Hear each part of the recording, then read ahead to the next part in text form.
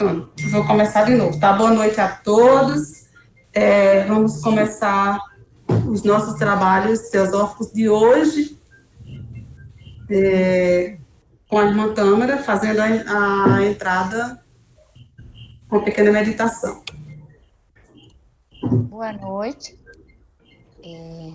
Vamos começar o nosso trabalho de hoje, fechando os olhos para respirar e acalmar um pouco a mente.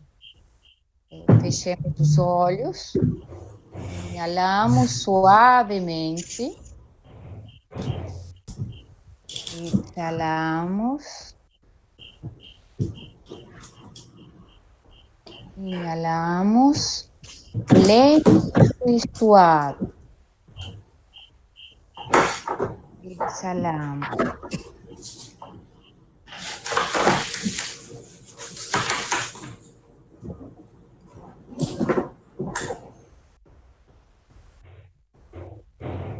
Cada quem no seu tempo pode ir abrindo os olhos lentamente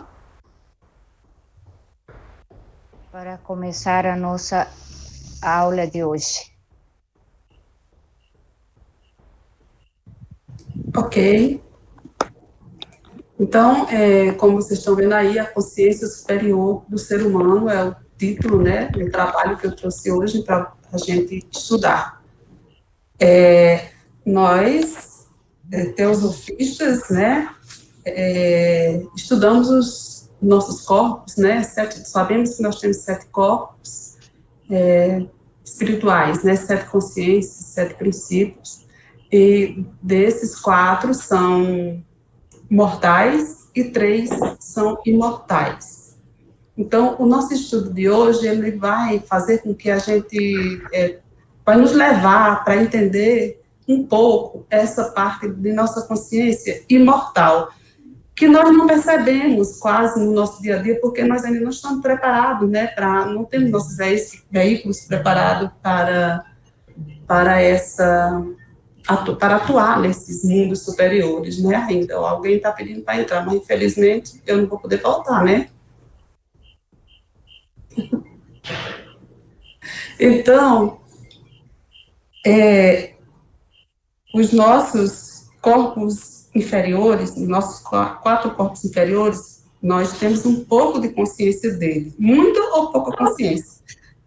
Nós temos a consciência de nosso corpo físico, né? Percebemos o nosso mundo externo, nós percebemos o nosso corpo emocional, as nossas emoções, nós percebemos os nossos pensamentos, sabemos que temos uma mente, né? Uma mente que ela é objetiva, uma mente concreta, que tem um raciocínio, e sabemos que nós temos também uma mente abstrata. Nós chegamos a perceber já essa mente abstrata, né? Para as questões mais metafísicas, né, e recebemos alguns insights. Mas a respeito de Atma, Buddha e Manas, nós não temos nenhum sinal de que, nenhum retorno, né, dessa consciência superior, dessa trindade. Então, o texto é exatamente para a gente tentar entrar um pouco nessa, entender um pouquinho, né, desse nosso eu espiritual. Quer chamar, oh meu Deus, alguém está chamando, com licença. Vou retornar um pouco. Agora acho que não dá mais tempo.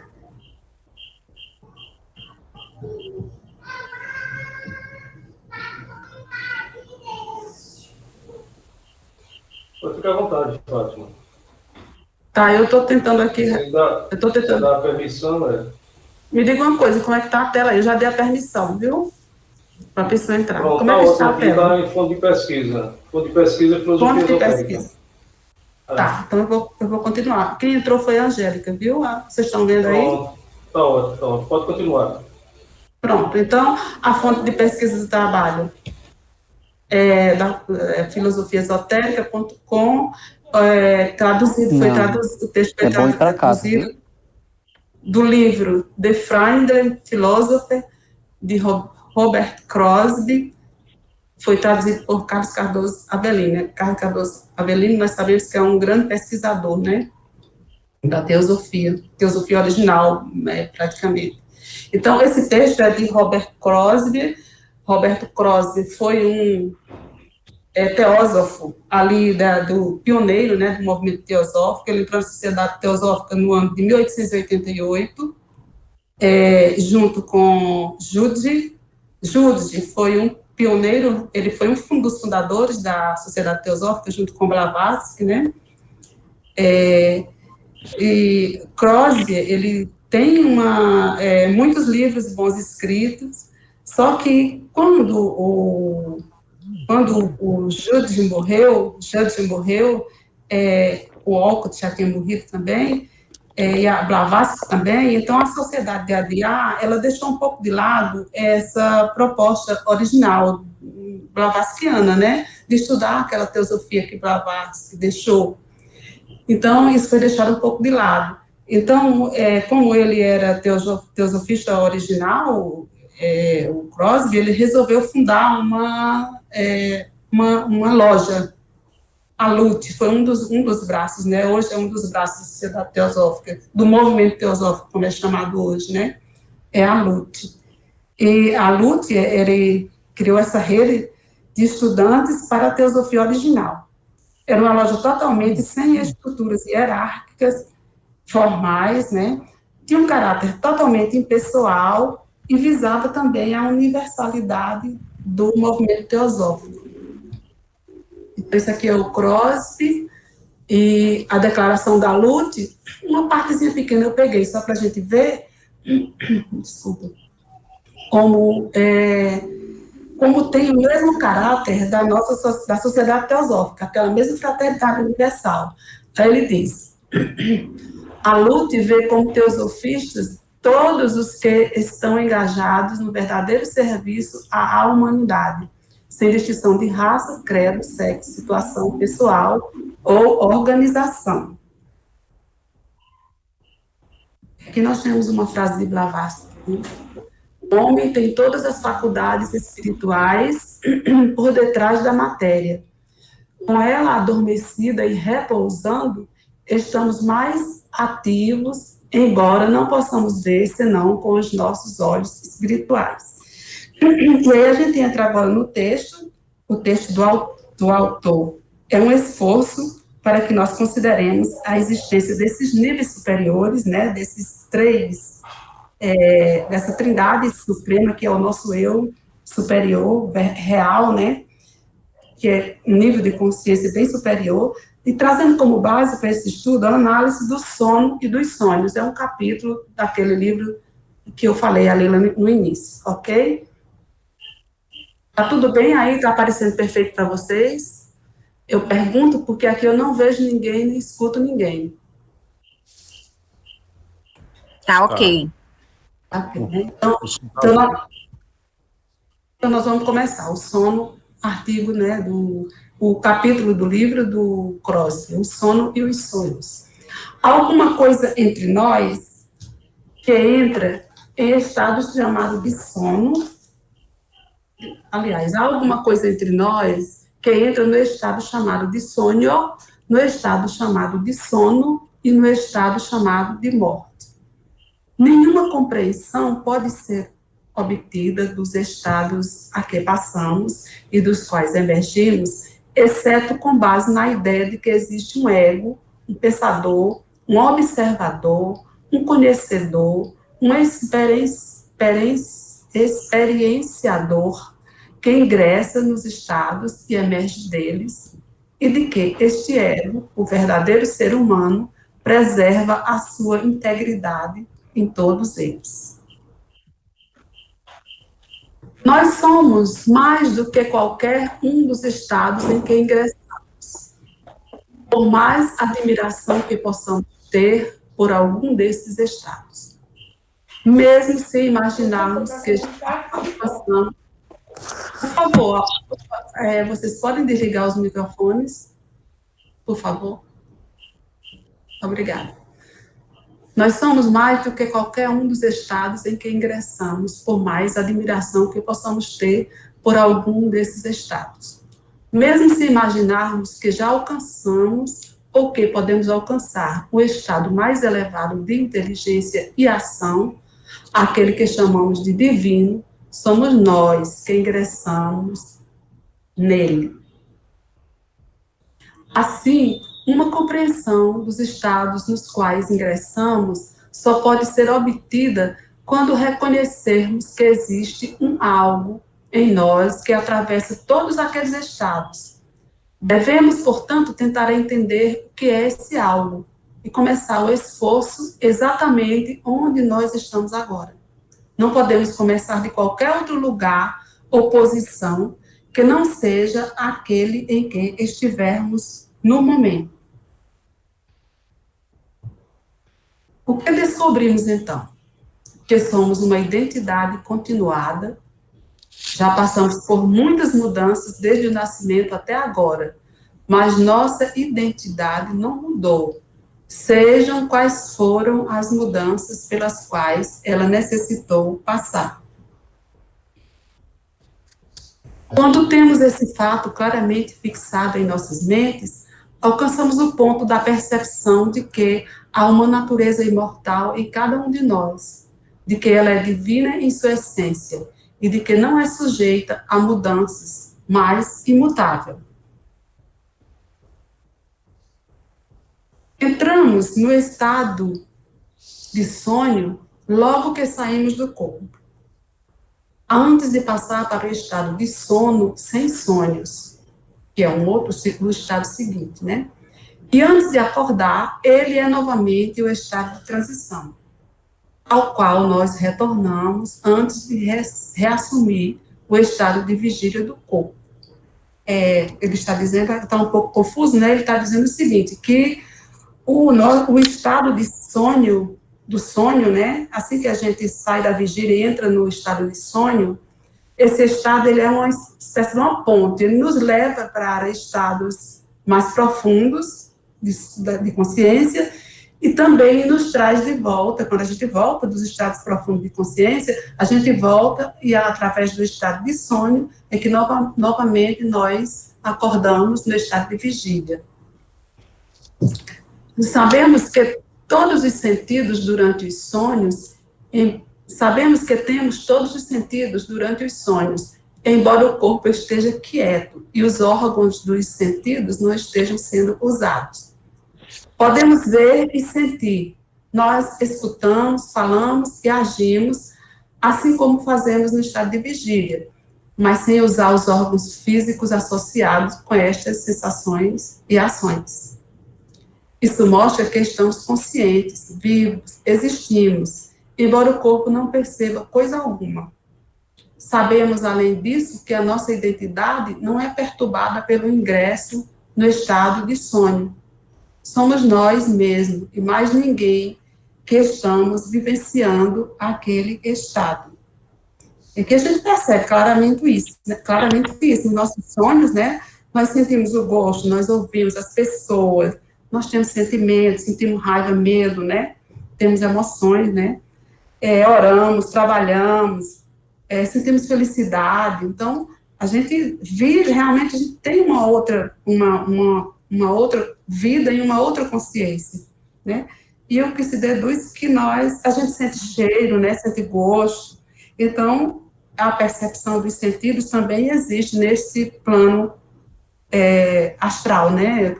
Quando nós saímos para o estado de sonho, nós vamos para o Kamaloka, né? Que é o estado astral.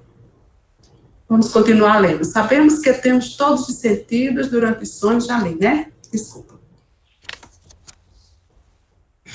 Sabe-se que o estado de sonho dura muito pouco, se comparado com o estado de vigília. É sabido que podemos vivenciar no sonho o que parece um período muito longo de tempo, embora a experiência não dure mais do que alguns segundos, de acordo com o relógio. Há uma parte do descanso de uma noite, de longe aquela parte que é a maior, que só é conhecida por nós durante o estado de vigília como o sono sem sonhos. Essa é a parte mais profunda do sono e é a parte que nós passamos mais tempo nela, né? Totalmente inconscientes. Inconscientes para nós, né? para a nossa percepção, mas a gente sabe que o nosso ego está realmente vivendo a sua vida, a sua realidade ali. Este é apenas o sono do corpo. O corpo fica, então, quase como se tivesse sido inteiramente abandonado. No entanto, o ser deve estar em algum lugar, porque ele existe o tempo todo e é consciente, tendo a mesma identidade. Se isso não fosse verdade, nós não acordaríamos, ou então, ao acordar, haveria outro ser completamente diferente, né? Os psicólogos ocidentais não foram além destas ideias em relação a sono e sonho. Eles não sabem o que já era sabido eras atrás e ainda é conhecido hoje por alguns, que o ego, o homem, o pensador, está mais completamente ocupado e está mais em seu verdadeiro ser durante o sono sem sonhos do corpo, do que em qualquer outro momento. Por isso, já se disse que o dia claro do corpo é a noite da alma, e a noite do corpo é o dia claro da alma. Quando o corpo adormece, o verdadeiro homem fica ativo ao máximo, com um grau maior de inteligência, mas pensando e agindo em um plano diferente dos planos que conhecemos durante a existência comum em estado de vigília. Então, a gente vê aí que o ego se encontra totalmente ativo, né? Livre dos limites do corpo físico num plano superior. O nosso ego, o nosso ser real, o nosso eu verdadeiro. Nada sabemos sobre o sono, embora digamos que passamos por esta experiência. O que sabemos é que estamos ficando sonolentos, isto é, que o corpo está ficando exausto, mas o sono nunca vem a nós. Isso é explicado. Nós é que penetramos no estado de consciência do sono. Nós é que entramos nesse estado. Não é que o sono chegue até nós. É assim como o oceano, você vai tomar banho no oceano, então você entra na água, né, para tomar banho, e não a água vem para você. Então é a mesma coisa desses estados de consciência. Você entra nos estados de consciência. Estamos acordados durante o dia, estamos conscientes, pensamos. Mas quando acordados, a nossa capacidade de ver e saber se aplica quase exclusivamente a coisas externas e de tipo material, de modo que aquilo que chamamos conhecimento do estado de vigília, é praticamente uma aplicação de todas as nossas forças à existência física, e só a ela. Quando dormimos, o que ocorre? Durante aquele intervalo, sabemos que o corpo está absolutamente sem responder a qualquer coisa externa. Não sabemos nem sentimos qualquer coisa que aconteça a nossos amigos. Podem ocorrer as piores calamidades ao nosso redor, mas nada saberemos sobre elas até que retomemos o controle do corpo.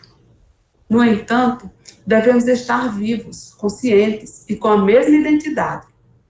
Isto coloca as nossas mentes diante da questão de por que ou como, ou ao acordar, nada sabemos daquela atividade em planos mais elevados e completamente diferentes durante o sono profundo do corpo.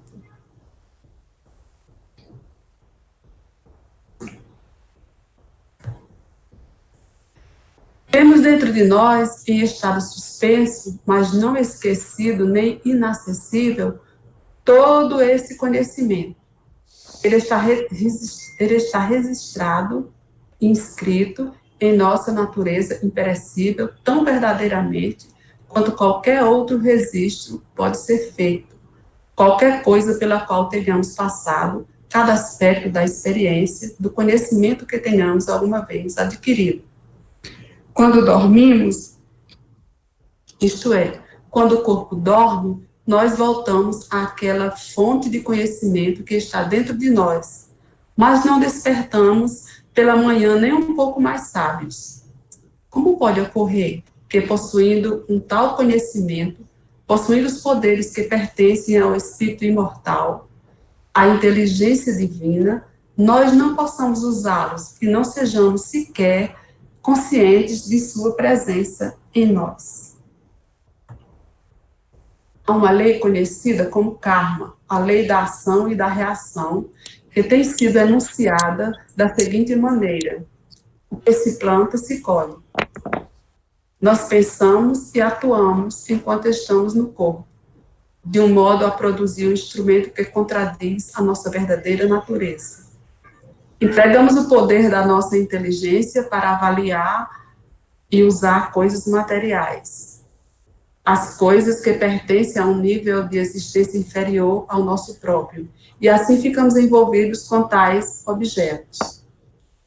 O cérebro que usamos responde quase inteiramente a estas ideias inferiores, de modo que, quando retornamos a ele, ao acordar, não há nada no cérebro que possamos receber a mais leve impressão ou registro daqueles níveis de consciência pelos quais passamos. É que nós utilizamos mal, não é, as nossas fontes de energia, os nossos sentidos, né, os nossos corpos, e não, sem compreender essa lei do karma, daquilo que se planta, se colhe. Então, a gente faz mal, nós só causamos mal a nós mesmos, porque nós precisamos mesmo criar condições para que o nosso cérebro capte as vibrações desses mundos superiores, né? E para que a gente possa atuar na matéria desses níveis de forma consciente. E a maneira, uma das maneiras, a mais simples, né, e a mais falada na teosofia, de fazer isso é a meditação, né? É dominar as energias inferiores, é praticar o bem comum a todos, né, o altruísmo, essas coisas que a teosofia sempre traz para a gente, né, que o caminho é esse.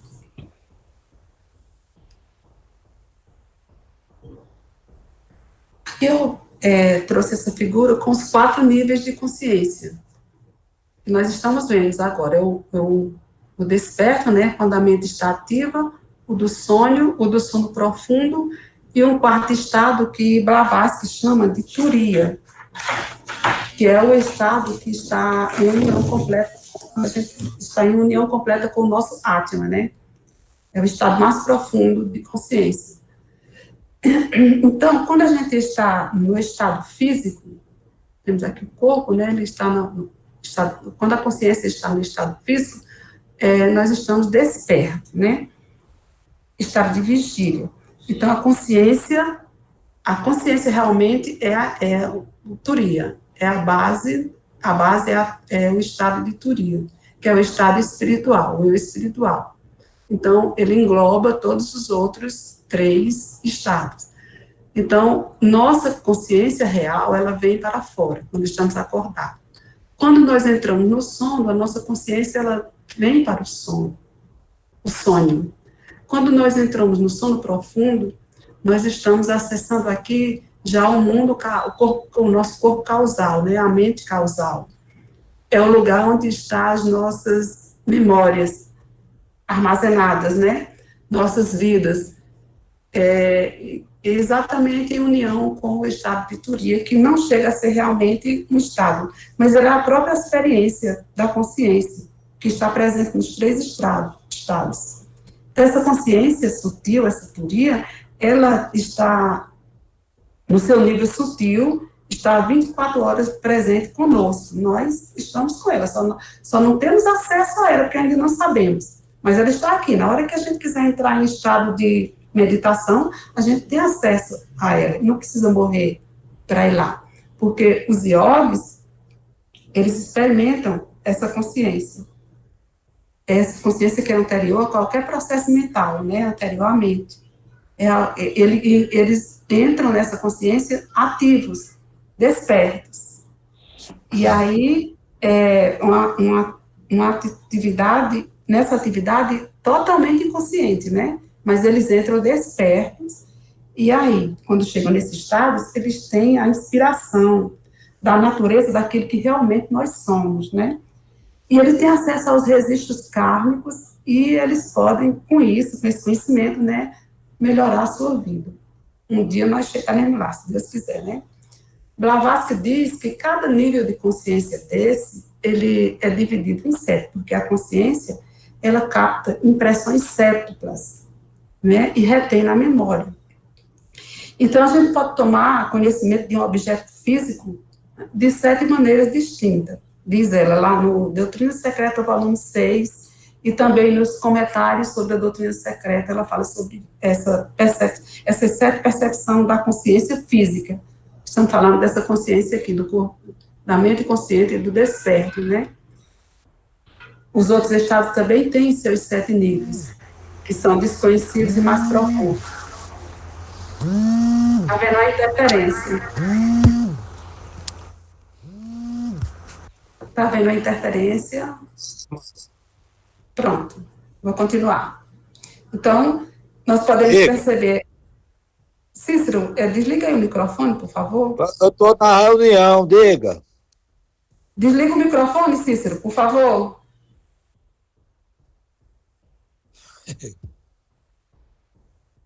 Ô, Cícero, desliga o microfone.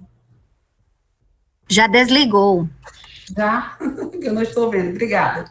Então, nós podemos perceber um objeto físico de 7 maneiras, né? Primeiro, através do estado de consciência no plano físico, que é o nível desperto, o nível que nós estamos, né? Nós vemos os objetos externos, é a consciência física. Nós podemos também ver esse objeto com contato direto com ele, tocando, né? Contato. Podemos também vê-lo pela sua reprodução na retina do olho, pela sua retenção na memória, já é outro tipo de consciência. Pelo sonho, nós podemos sonhar com esse objeto, é outro tipo de consciência, né? Tudo isso é consciência física, considerando a sua formação atômica, os seus átomos, a sua forma através dos átomos, né? Considerando a sua desintegração, o seu desmantelamento, né? E a ideia original desse objeto, que é aquela imagem que é criada no cérebro para criar o objeto, o protótipo. Então, são 7 maneiras como a consciência desperta, ela se apresenta para nós. Mas ela não é só 7, tá entendendo? 7 se subdivide mais em 7 e por aí vai. Porque a gente sabe que na teosofia tudo é assim, né? Tanto para cima como para baixo, tudo é 7. Tem planos e subplanos. Eu vou passar porque nós já vimos mais ou menos. Se somos seres que passam por alto nível de consciência durante o sono, como poderemos em algum momento recuperar o conhecimento deste nosso patrimônio? Se nos dizem que somos naturalmente divinos e não terrestres, que temos um passado imenso, que temos planos de consciência mais altos do que este e capacidade de agir naqueles planos, qual é o efeito disso sobre nós? O que isso nos transmite? O que isso desperta em nós? Isso não nos faz olhar a vida de um ponto de vista diferente daquele que estamos até agora acostumados a adotar? Tudo o que fazemos e cada resultado que colhemos é governado por alguma atitude mental que adotamos diante da vida. Se alguém é ateu, digamos, ou materialista, e pensa que a vida começou com este corpo e vai terminar com ele, todos os seus pensamentos e ações estarão sobre esta base. Mas se o indivíduo troca essa ideia pela premissa de que ele é imortal em sua natureza essencial, então este fato começa por si mesmo a provocar uma transformação. Blavatsky, ela fala isso bem direitinho ali, acho que na chave da teosofia, ela diz que o materialista, ele vai passar por esses mundos de maneira totalmente inconsciente, adormecido, né? De forma automática. Mesmo quando ele morre, ele não trabalhou os planos superiores, né? Não sabe, ele não tem consciência da existência de outras vidas após a morte, e ele passa por os planos de uma maneira totalmente automática. inclusive pelo céu, né, pelo Devakan. Ele não tem direito ao Devakan, a gozar as delícias do Devakan, porque ele não construiu matéria no plano, no nosso plano para isso. O importante não é o que vivemos, mas o que aprendemos com a vida. O que devemos desejar é conhecimento e não conforto ou posição social. Nós desejamos conhecer porque, ao ter conhecimento, percebemos a coisa certa a fazer e os pensamentos corretos a alimentar. Já que pensamos o tempo todo, estamos tendo sempre pensamentos bons, maus ou indiferentes. E nossas ações são boas, más ou indiferentes, conforme nossos pensamentos. Se começarmos a pensar corretamente, damos uma direção àquela força espiritual que é a própria essência da natureza, da nossa natureza. Se o homem pensar corretamente, se pensar e agir sem egoísmo, ele seguramente abrirá circuitos em seu cérebro que levarão a uma percepção e uma compreensão cada vez maiores de sua própria natureza.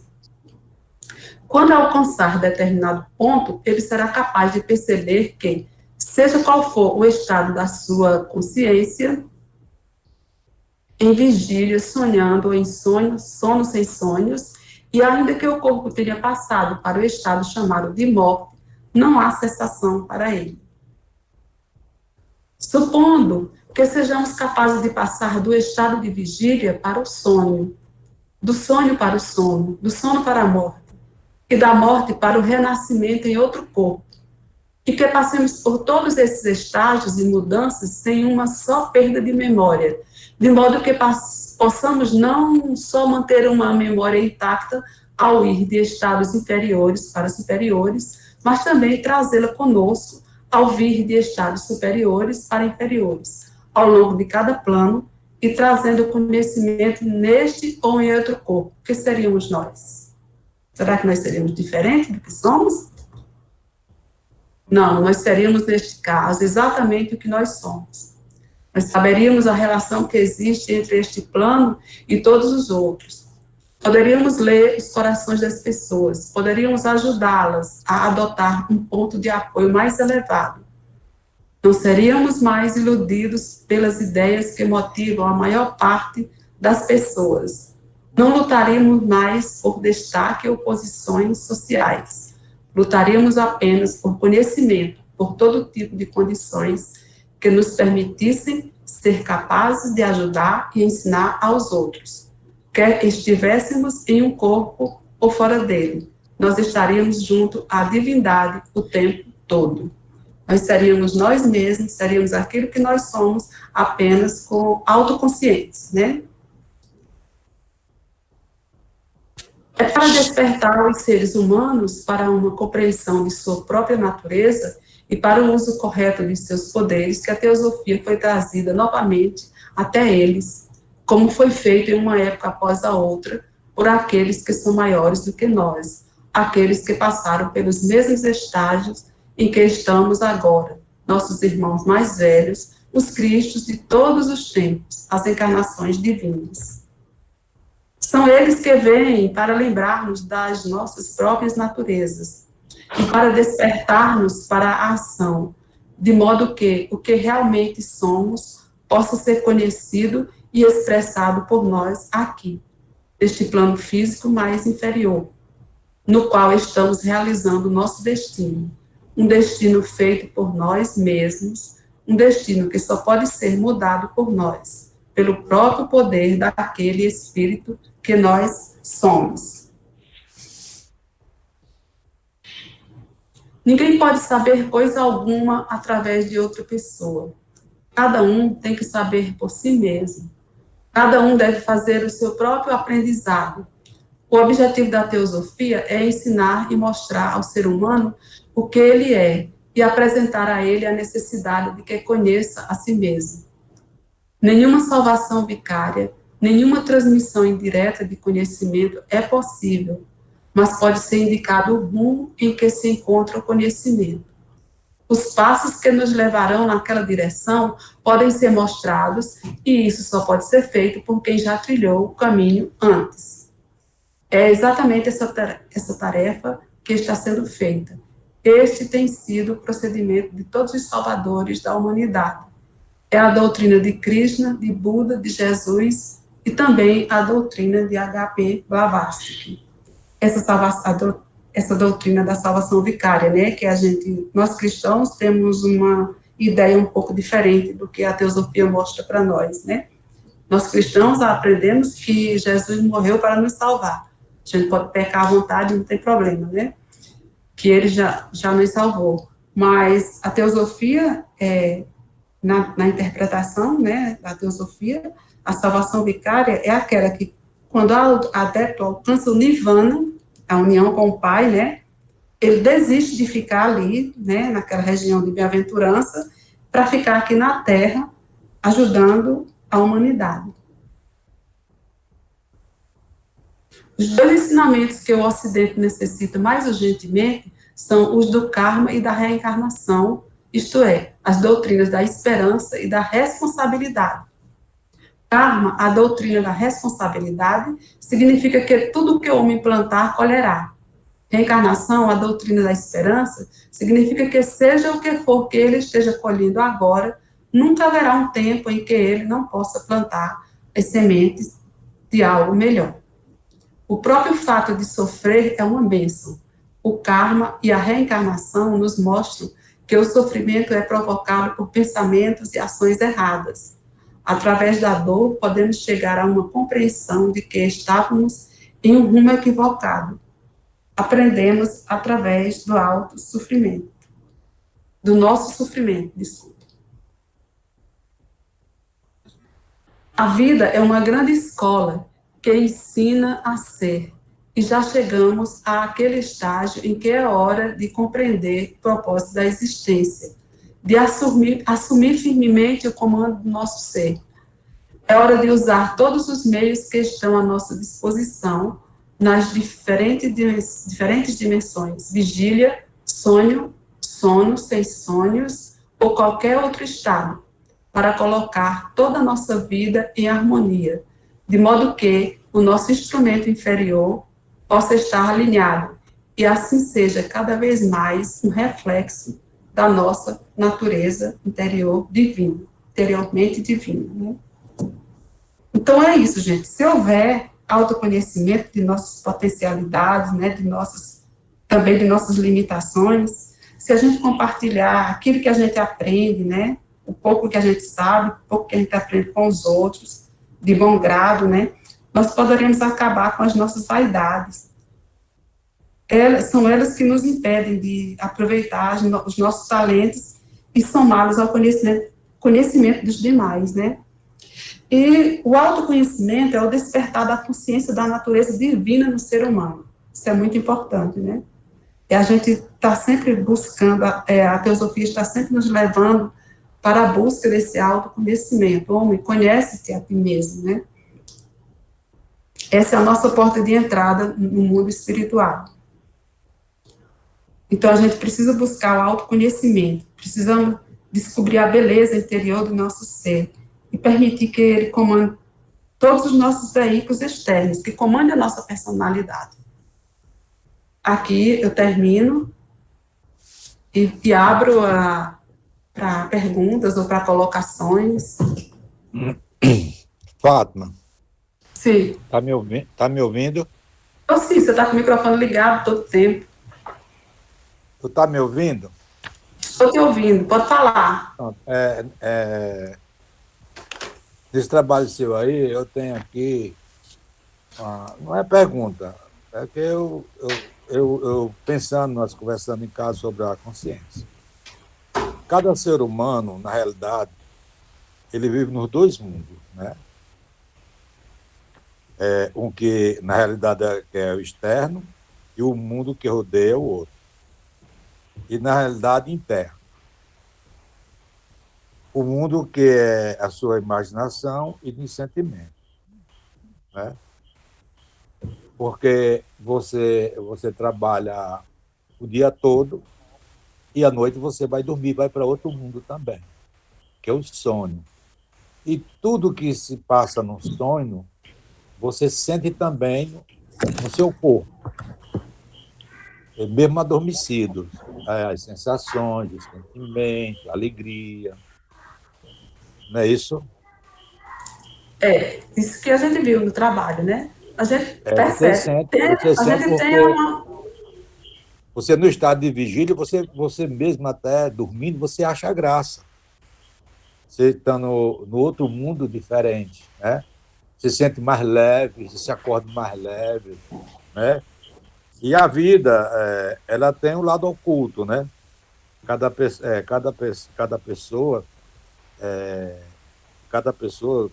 e cada ato do nosso gesto, cada um tem uma palavra que os pensamentos ele repercutem no mundo invisível e no mundo invisível também, né? Então, o sonho, como eu falei para você, são sonhos do sono. É o estado de quê? Que você não está sonhando, sonho do sono, que você é como fosse o estado de Buda, o Nirvana. É o ser não ser. O sono sem sonhos. Né? Como você não existe. Existe inconsciente. É só isso. Quando, na verdade, o seu verdadeiro ego está trabalhando ativamente, né, nesse mundo.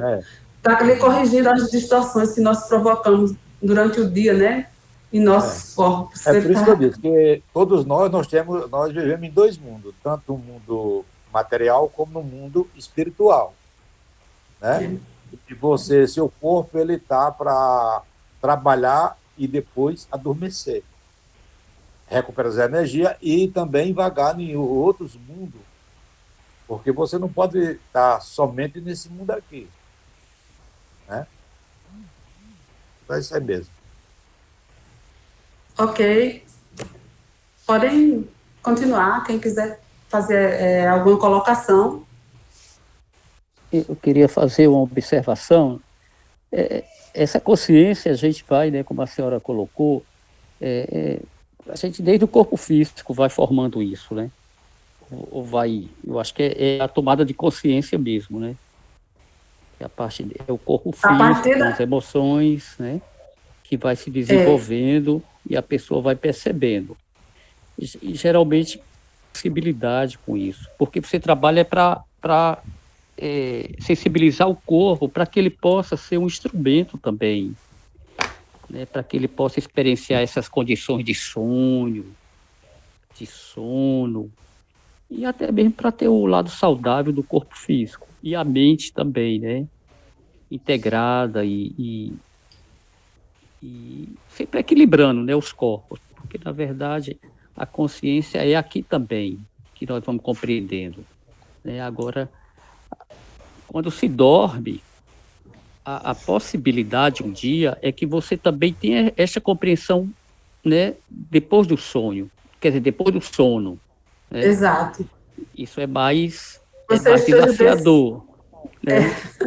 Que você esteja dormindo, mas com a consciência desperta, né? O desafio é esse. É possível que uma vida só talvez não seja possível organizar isso, porque nós estamos construindo nossos corpos, né, também para futuras vidas, né, ou futuras reencarnações. Por isso que não ter pressa é importante no trabalho teosófico, né, porque essa compreensão requer para uma preparação mesmo de vida, né, onde quando se fala da esperança cristã, eu acho que isso cabe um pouco no trabalho teosófico, porque você vai trabalhando os seus corpos, né, e tentando desenvolver uma consciência, né, que está além do corpo físico, ou que está além da morte, né? Porque, na verdade, o estudante teosofia, ele compreende que não há morte, né? A filosofia esotérica vai dizer isso, porque você tem seus corpos. Agora, o propósito, como você falou, é exatamente trabalhar para essa harmonia e essa compreensão para despertar. Agora, se dessa vida não houver essa experiência, mas algo está sendo organizado na vida eterna, né? Algo está sendo construído. Está ficando registrado, né? Para a próxima encarnação. Isso é importante. Porque a gente tem essa esperança muito grande, né? De voltar para recuperar aquilo que a gente deixou passar nessa vida, né? E a consciência vai ser sempre o instrumento, né? que você vai conduzir, mesmo que não do outro lado não desperte, mas a consciência ela é contínua, né? As tradições orientais dizem isso claramente. Eu acho que até o cristianismo, quando diz que tem uma vida após a morte, ele está velando talvez essa condição, né? Mas eu acho que é por aí. A consciência é um processo contínuo, porque é universal, né? Então não morre com o corpo físico. Obviamente vai morrer essa consciência do corpo físico, do emocional, da mente concreta. Mas o propósito da meditação e do estudo, né, das religiões comparada, e a meditação é exatamente para despertar essa consciência que está nesses princípios, como foi colocado aqui, né, que são princípios espirituais, né? É a não forma. Exato. É Exato. algo nesse sentido. Muito bom.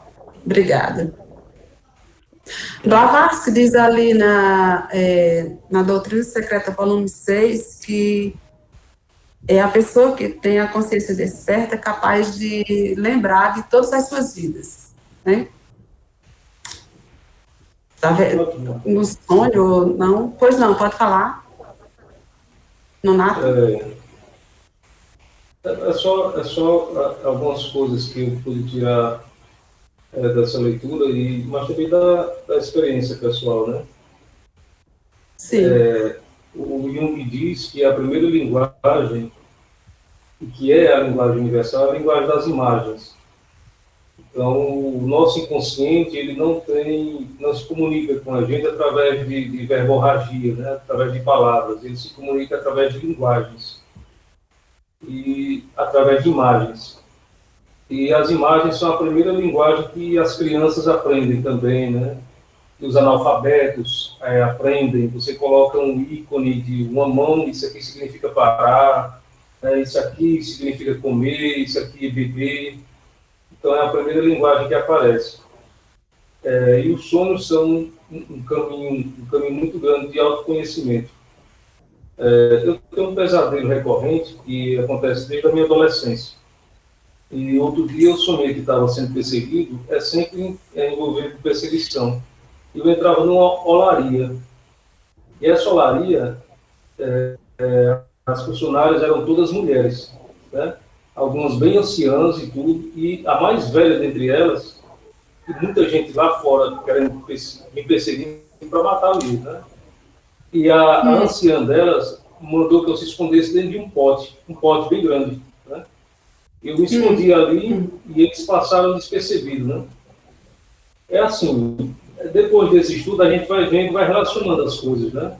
A questão do elemento terra, que é a questão do Calvário, que é a questão daquela câmara,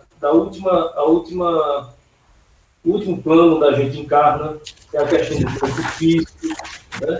Então, assim, à medida que vai passando o tempo, que a gente vai se conhecendo melhor, a gente pega esses elementos de estudo, de teosofia, de budismo, de gnosticismo, do espiritismo, e começa a aplicar no que a gente pode chamar de yoga dos sonhos, ou caminho dos sonhos, alguma coisa assim. Isso ficou muito claro para mim, né? Que quanto mais interiorizado eu esteja, menos risco eu corro, né? Antigamente eu me sentia muito mal com esses pesadelos porque não sabia interpretar, mas ele já me percebe desde a adolescência. Estão ficando mais raros, antigamente era mais. Mas já dá para fazer uma ponte com a yoga dos sonhos. E esse caminho é bem interessante que, se a gente acordar de manhã, o segredo para lembrar do sono é não se mexer. Você vai despertando aos poucos e fica na mesma posição. Se você se mexer uma perna, um pé, se mexer a cabeça, já perdeu. A não ser que o sono tenha tido uma impressão muito forte. Se for um sono fraco, alguma coisa mais ou menos, você já perdeu. Mas o segredo de lembrar é não se mexer. E você tenta recordar. Mas isso é interessante, mas não sou eu que estou dizendo, não. São algumas práticas por aí. São algumas práticas por aí que eu leio muita coisa e a gente termina aprendendo e vendo que realmente isso é verdade, né? Então, assim, a gente tenta recapitular e depois, quando você tem certeza de que lembrou tudo, aí você pode se mexer e você vai e anota no celular, você anota no caderno, anota na agenda, ou anota no seu diário o que aconteceu. Mas é um caminho, assim, interessantíssimo de autoconhecimento dos sonhos. Blavatsky diz, lá naquele apêndice dos sonhos, né, do comentário sobre a doutrina secreta, nós só temos em espanhol. No nosso, que saiu aqui no Brasil, não saiu essa parte dos sonhos. Mas ela diz que há sonhos reais, que é o nosso eu real, que a maioria dos sonhos, dá para abrir aqui a tela com todos, que eu não estou vendo as pessoas. Só um minuto, gente. Pronto.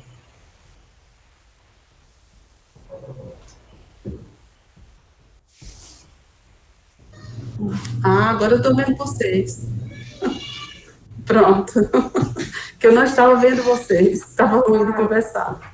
Sim, então ela diz ali naquele livro, naquele apêndice, inclusive eu estou fazendo também um estudo para nós, os sonhos, acho que são 40 perguntas que os estudantes fazem para ela sobre sonhos, né? E ela diz ali que existem sonhos reais, que é o nosso ego real, que está vivenciando, passando mensagens para nós, e existem sonhos que são mais ligados à parte do Kama Rupa, né, do Kama Louca, né, que logo que a gente começa a sonhar, a gente tem acesso, a gente entra nesse Kama Louca através do cerebelo, que não é o cérebro que está funcionando, é o cerebelo. E aí são instintos, são paixões, é muita coisa desorganizada, sem pé e sem cabeça. Esses sonhos que a gente tem, assim, são sonhos que não são reais, mas existem os sonhos proféticos, né, que são os sonhos reais, e que a gente deve aprender a distinguir esses sonhos reais que trazem as mensagens do nosso ego superior para a nossa vida, né? Fátima, tu falou aí quando o ser humano ele desperta a consciência, ele sabe até a vida passada, né? E até mesmo ele pode até ver uma vida futura, porque nós não vivemos só uma vida, né? Quando eu digo futura, são aquelas pessoas que têm assim As futuras reencarnações. Exatamente. As futuras reencarnações. Pois é, porque você pode viver o presente e pode viver também o passado, com muitas imagens do passado, e pode também viver com a imagem da outra vida futura, ou não pode? Cícero, deixa eu só responder, viu, Fátima? Assim, eu tive experiências de sonho que me avisam como premonição. Por exemplo, minha mãe, quando eu estava grávida, antes de eu saber...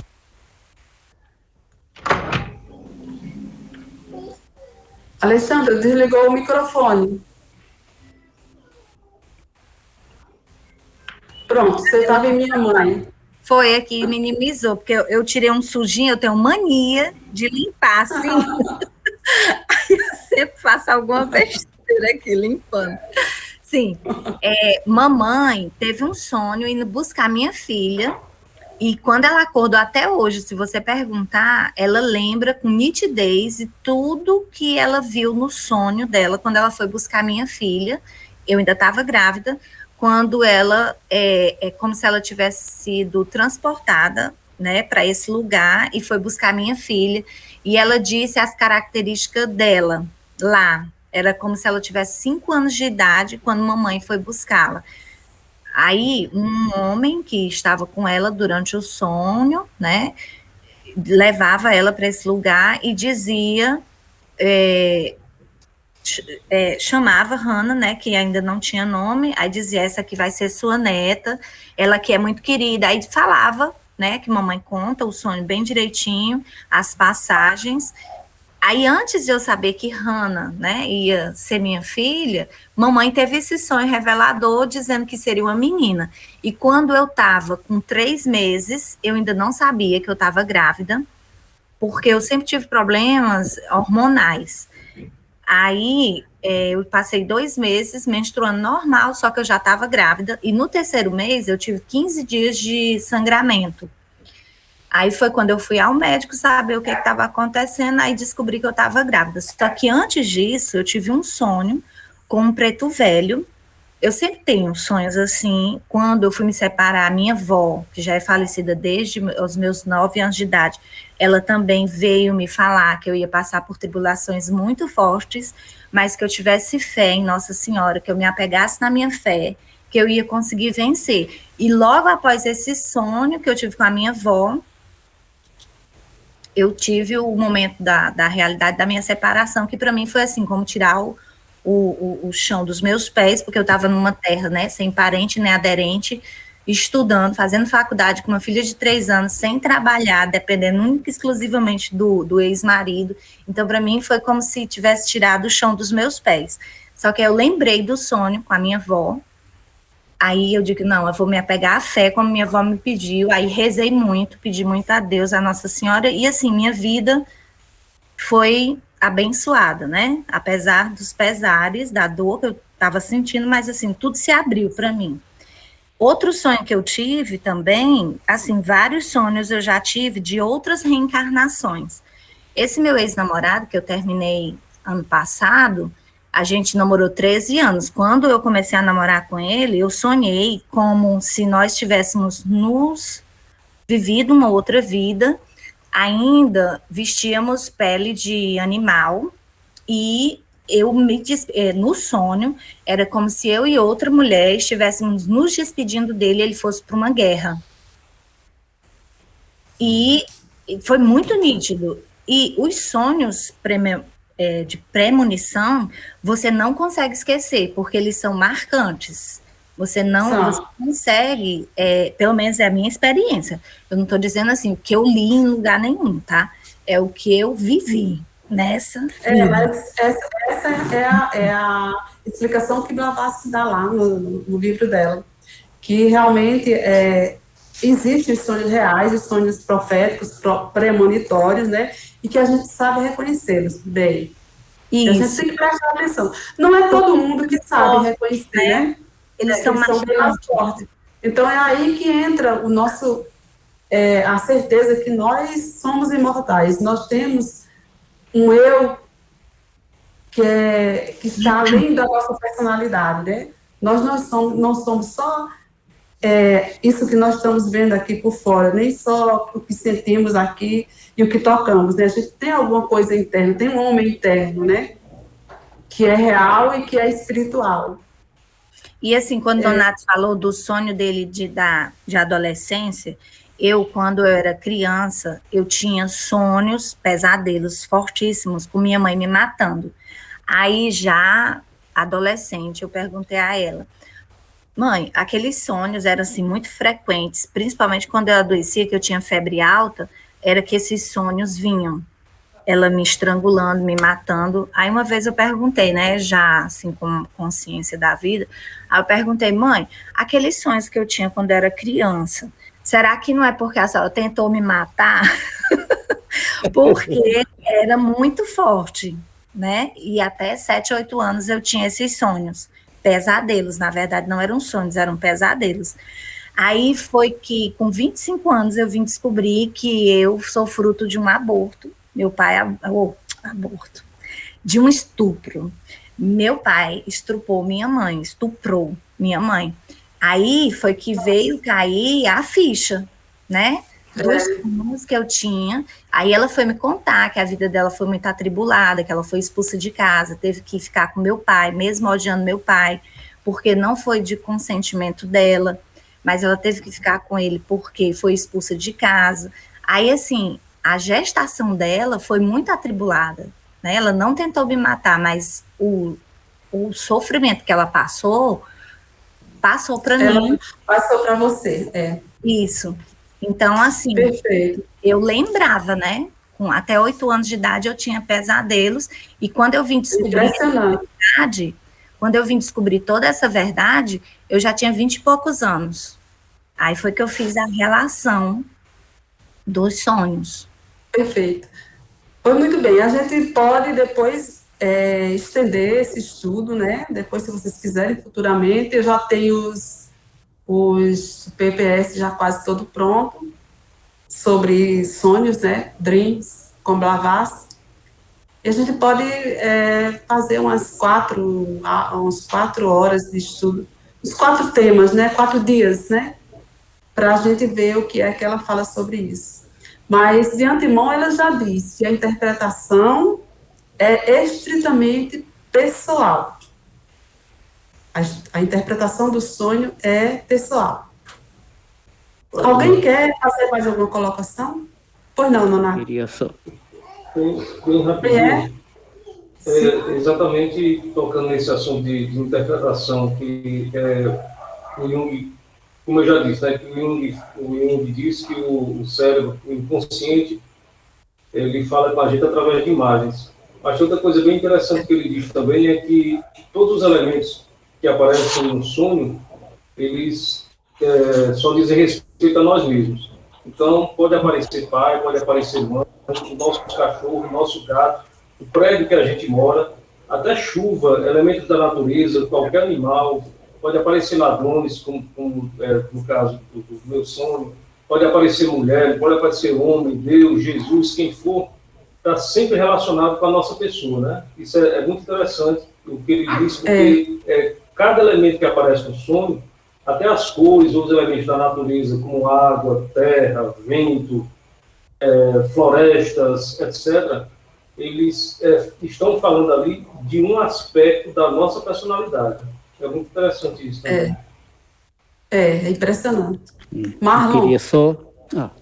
Eu, dona Fátima, eu queria uma pergunta técnica, na verdade, para Nonato. Durante a conferência aqui, eu recebi uma ligação. Eu não atendi, mas aí o som baixou muito. Eu ouvi, o som baixou uns 30%, tá entendendo? E eu pelejei aqui no microfone aqui para altear e não consegui. O que será que aconteceu? Nonato, talvez, sabe aí, vocês têm mais experiência, né? Para você, o som desapareceu. Talvez você tenha tocado no volume do seu celular, alguma coisa assim. Uns 30%. Talvez seja o volume do seu celular. Não consegui te ouvir. Talvez seja o volume do seu celular. Você pode ter tocado sem querer. Eu tentei fazer isso. Estava normal, estava ouvindo vocês bem claro. Quando eu recebi essa ligação, que eu não atendi, recusei, quando voltou o som voltou muito baixo. Marlon, vamos fazer assim, Nonato está gravando e ele vai depois disponibilizar, aí você assiste, né? Você eu acompanhei já o que ele fez. Aí você assiste, né? Porque para nós aqui o som ficou bom. Né? Pode falar, né? Ótimo. Assim, essas reflexões é interessante porque a gente vai percebendo que é a relação com a individualidade, né? A individualidade da vida eterna, né? Como diz a teosofia. A pessoa vai percebendo isso, que há uma relação nesse sentido. O sonho vai ser a porta, né, dessa percepção além do corpo físico, porque nós não estamos com a consciência ainda desperta, né? Então, é preciso dormir para que o corpo possa relaxar e abrir outras possibilidades. Mas, assim, é uma preparação já para a vida, quando a gente fala individual, na teosofia, é a relação com o espírito, né? Então, a pessoa vai percebendo, como foi dito no trabalho aqui, que depois a gente, na chave, tem uma relação da individualidade com a personalidade, né? Que é a questão do eu, né? Que a gente vai tentando compreender. E tem outra coisa interessante, que quando a gente faz a revisão que tem no cristianismo, e que tem em outras tradições, de você observar seu dia a dia, e você retorna isso, você está trabalhando a mente, né, para um nível de percepção. Né? A gente tentar, quando vai dormir, se não adormecer logo, a tentativa é fazer, né, quando estiver deitado ou estiver sentado na cama, tentar fazer uma revisão do dia até chegar de manhã na meditação, né, que a mente está.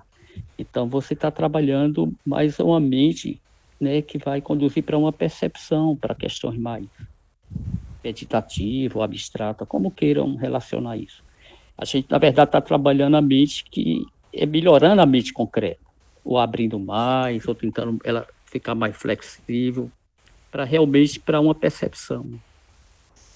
Exato. Era E somente o intuito da gente é esse, né? É trabalhar nossos corpos, nós chegarmos ali no nosso corpo causal, que é onde tem tá gravado, né? Tem um chipzinho gravado com todas as nossas vidas, todo o nosso passado, nosso presente e nosso futuro. Os iogas, eles conseguem isso, né? Como eu falei, conseguem acordados.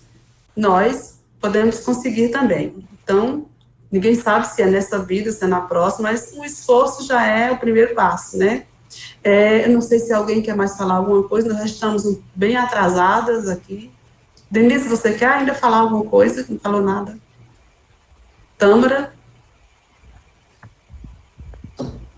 Está com o microfone desligado, Denise.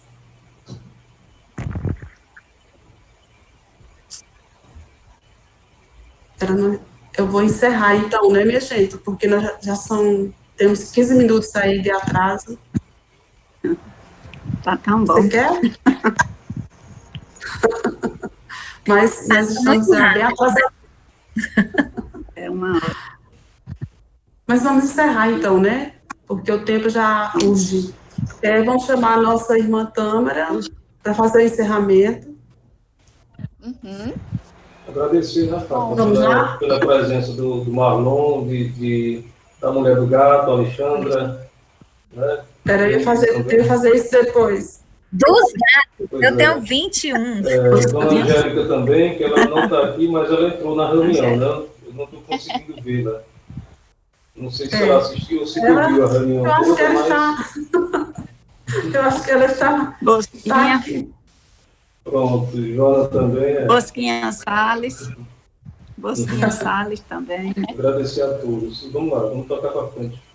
Vamos. Vamos lá, Tâmara? Vamos fechar os olhos e fazer umas respirações.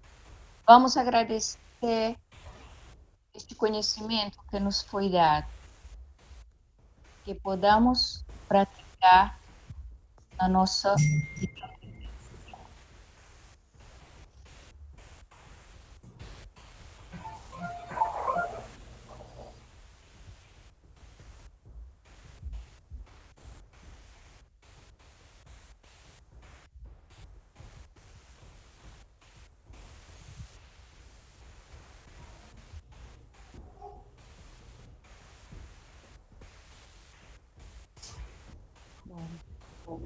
Muito agradecida a todos.